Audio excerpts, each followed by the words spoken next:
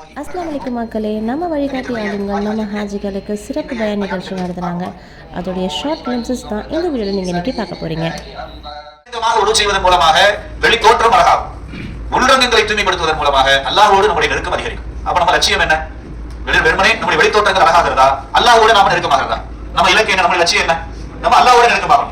அப்ப வெளிரங்கமாக நம்முடைய உறுப்புகளை நாம் எப்படி சுத்தப்படுத்திக் கொள்றோமோ அதே போல உள்ரங்கமாக நம்முடைய அந்தரங்க பகுதினா நம்ம முக்கியமா நம்முடைய எண்ணத்தை தூய்மைப்படுத்துறது.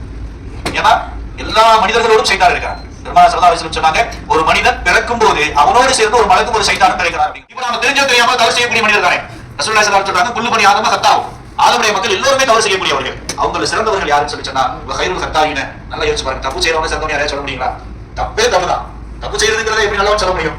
ஆனா ரசூலுல்லாஹி சொல்றாங்க, தப்பு செய்யக்கூடிய ஆதமுடைய மக்கள் எல்லாரும் தப்பு செய்யக்கூடியவங்க. அவங்கள சிறந்தவர் யாருன்னா ஒண்ணும் புரியல. உன்னை கேட்டு அழைச்சு கேட்டாங்க, என்ன இப்படி ரெண்டு பேரும் ஒரே மாதிரி கேட்கல. அப்ப சொல்கிறார்கள், அபூதர் கிஃபாரி எல்லாம் சொல்கிறார்கள், ஒரு தடவை என்னுடைய அடிமை பிலால் ஒரு சின்ன தவறு செய்து விட்டார். நான் யா இப்னு சௌதா, கருப்பு நிற அடிமைக்கு பிறந்த மகன்தானே என்று திட்டிவிட்டேன். யா இப்னு சௌதா திட்டிட்ட உடனேயே அதற்கு பெருமானார் ஸல்லல்லாஹு அலைஹி வஸல்லம் வந்து பிலால் எல்லாம் புகார் தெரிவிக்கிறார்கள். புகார் கொடுத்தாங்க, யார் சொல்லலாம், என்னை பார்த்து என்னுடைய அம்மாவையும் சேர்த்து என்ன செய்து விட்டார். அதற்கு அபூதர் கிஃபாரி தவறாக பேசிவிட்டார் என்று சொன்னபொழுது பெருமானார் ஸல்லல்லாஹு அலைஹி வஸல்லம் அழைத்து வாருங்கள்.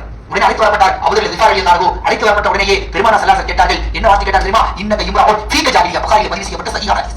இன்னக இம்ராவுன் ஃபீக ஜாஹிலியா. இன்னும் இஸ்லாத்திற்குள் நீ வந்ததற்கு பின்னாலும் இன்னும் பழமை காலத்திலே எப்படி இருப்பாயோ அந்த குணத்தோடு தான் நான் பார்க்கிறேன்.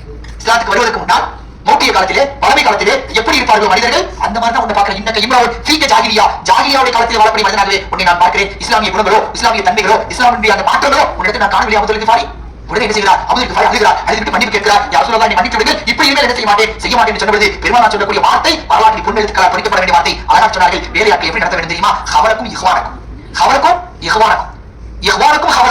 உங்களுடைய வேலையாட்கள் உங்களின் சகோதரர்கள், கூட பிறந்தவன். நீங்க பயன்படுத்தக்கூடிய வீட்டில் வேலையாளர் எப்படி நடத்துறோம் சிந்திச்சு பாருங்க. நம்ம சிந்தித்து பார்க்க வேண்டும். மக்கள் எதுக்கு சொல்கிறேன் என்று சொன்னால், இதை நாம் கேட்டதற்கு பின்னால் நம்ம ஊர்ல போய் நிலைகளை பார்த்துக்கணும். எல்லோருக்கும் வேலையாட்கள் வருவார்கள், வீட்டுக்கு வேலையாட்கள் வருகிறார்கள். நாம எதை ஒதுக்குறோமோ அதை கொடுத்தோம், எது நேற்று உணவோ அதை கொடுத்தோம், எதை நம்ம போட மாட்டோமோ அந்த ட்ரெஸ் கொடுத்தோம். அப்படி நடத்தக்கூடாது. பெருமானார் அப்படி செய்யல. சொன்னார்கள், இஹ்வானக்கும் ஹவலக்கும், உங்களுடைய வேலையாட்கள் உங்களின் சகோதரர்கள், உங்களோட கூட பிறந்தவன். சொல்லிட்டு சொன்னாங்க, ஜஅலஹுல்லாஹு தஹ்த ஐதீக்கும். அல்லாஹ் அவர்களை உங்களுடைய கரத்துக்கு கீழே தந்திருக்கிறான். எவ்வளவு நேரம் அல்லாஹ் ஒன்னை அடிமையாக்கி அவனை முதலாளியாக்குறதுக்கு, அவன் அல்லாத ஒன்னை முதலாளியாக்கி அவனை உன் கரத்துக்கு கீழே என்ன செய்திருக்கிறான், நடத்த வேண்டும் என்று பெருமானார் ஸல்லல்லாஹு அலைஹி வஸல்லம் நமக்கு என்ன செஞ்சிருக்காங்க, கற்றுக் கொடுத்திருக்காங்க. அதனாலதான் சஹாபாக்கள் பெருமானாருடைய அந்த ஷஃபாத் நாளை மறுமையில வேண்டும். வாய்ப்புகளை தந்தல் புரிவானாக. நாளை மறுமையிலே வெற்றி பெற்ற நல்லோர்களுடைய கூட்டத்தில் நம்மை சேர்த்து வைப்பானாக. உயர்வான சுகமாம் ஜன்னத்துல் ஃபிர்தௌஸிலே பெருமானார் ஸல்லல்லாஹு அலைஹி வஸல்லம் அவர்களோடு நாமும் நம்முடைய முன்னோர்களும் நம்முடைய வாரிசுகளும் சேர்ந்து இருக்கக்கூடிய நல்ல தௌஃபீக்கினை வல்ல ரஹ்மான் தந்தல் புரிவானாக.